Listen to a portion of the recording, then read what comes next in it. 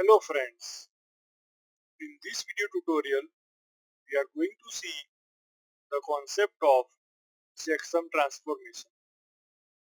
Now what is checksum transformation?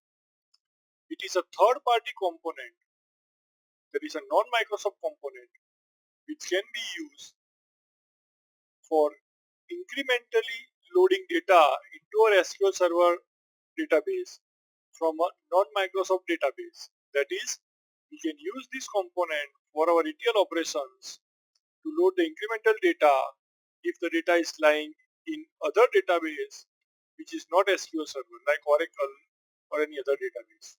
So we can take data from such non-Microsoft database, that is non-SQL Server database, and we can load the data incrementally in our SQL Server using checksum transformation. So let us first of all see from where to download it. This is the website from where it can be downloaded. This is the checksum transformation. Let us click it.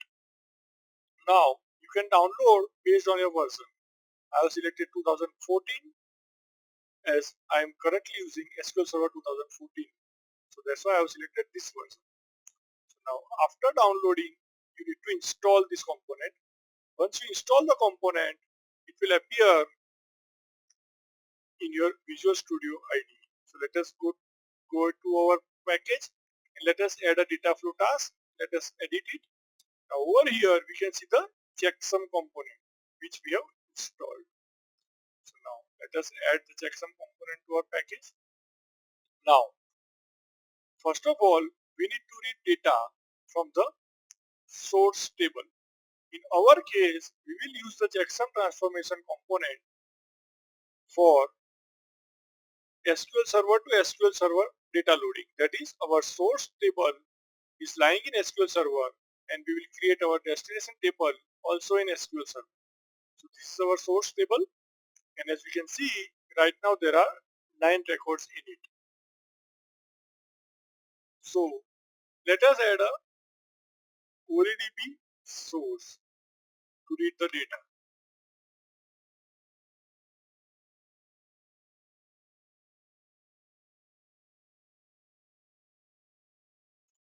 The table that we will use as source table is employee details table.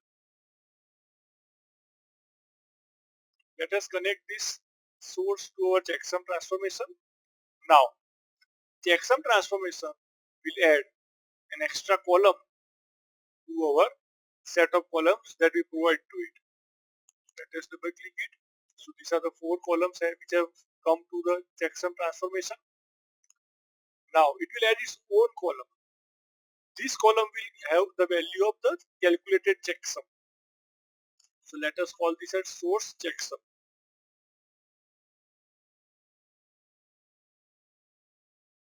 Okay. Now we need to provide the output from the checksum transformation to lookup transformation.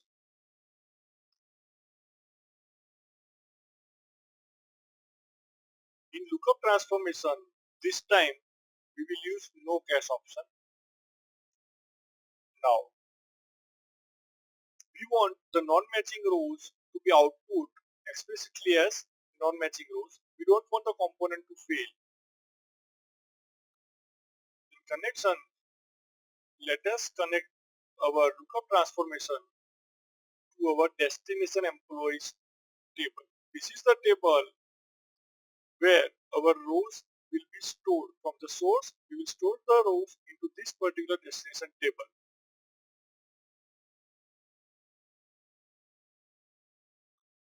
Now, lookup transformation will map data from source into destination using employee ID column, and it will output the current checksum which is lying in the destination table.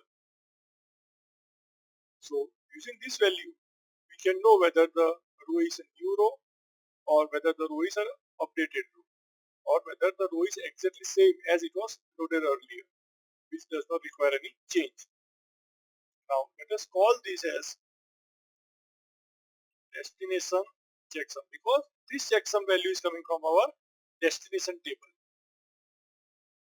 Now checksum is configured, which means from the source table all columns are present plus one column is present from the destination table. Now our lookup transformation will output two kinds of data. First, the non-matching rows, that is the rows which are present only in source table but they are not present in the destination table. And the second output will be for the matching records, that is the records which are there in source as well as destination table, for which the checksum value from the destination table will also be output. So we need to provide the data from lookup transformation into two different components. So let us first of all put a conditional split and let us put OLEDB destination component. Now the data which is present only in source and not present in destination, that is the non-matching records, are actually new records which should be inserted into the destination. So let us provide the non-matching, the no match output, that is new records, to the OLEDB destination table.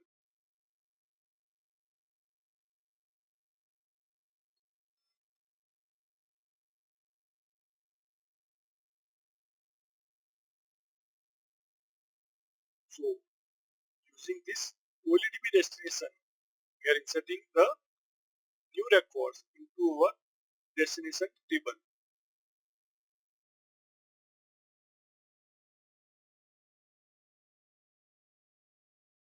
Now the records which were having a match in the destination table, these records can either be updated records or they may be exactly same as the earlier records. If they are exactly same as the earlier records, then their checksum values will match each other. And if they are updated records, the checksum values will differ. So we are interested in only updating the records in our destination table for which the checksum values are differing. So let us configure the same over here. Let us name this as updates records. Now, how do we determine whether they require update or not? That is when the source checksum is not equal to the destination checksum. Then definitely those records require an update.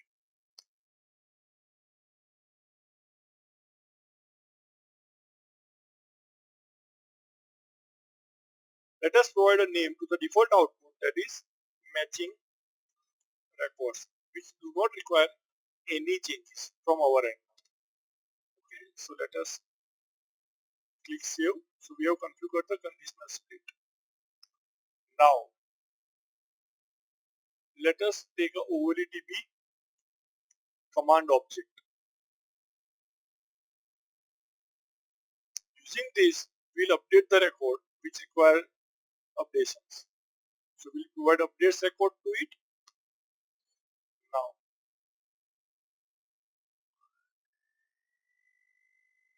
let us provide it a connection.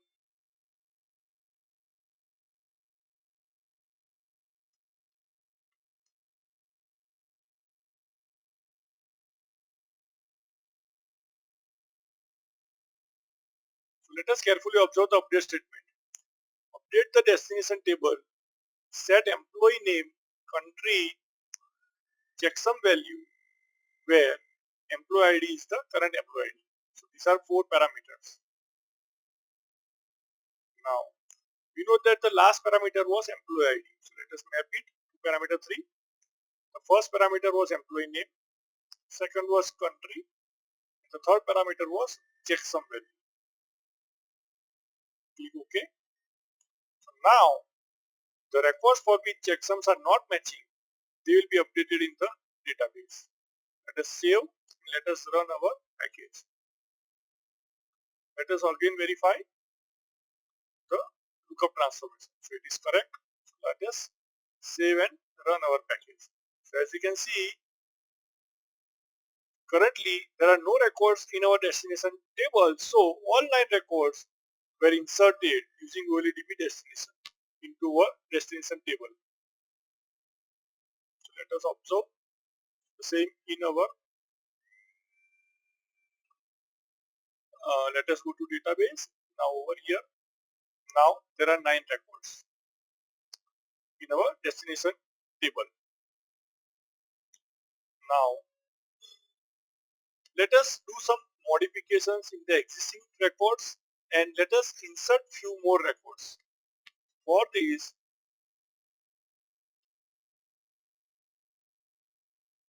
let us insert 3 more records.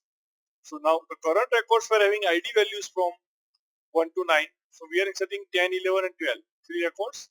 And also let us modify the country column for the first 3 records having ID value 1, 2 and 3. So currently the values are India, Pakistan and USA for the first 3 records. We are going to change it to IND for the first 3 records. So now these changes have also happened. Now let us run this checksum transformation again. This time 12 rows were read from the source because 3 new rows are present, out of which the 3 new rows are inserted into the destination table using OLEDB destination, and 9 out of the 9 rows there were only 3 rows which had some updations. So those 3 rows have been updated in our destination table using OLEDB command object. So it has worked exactly in the same way as we had expected it to work. Let us close it and now let us finally see the changes in our destination table. So this is our destination table.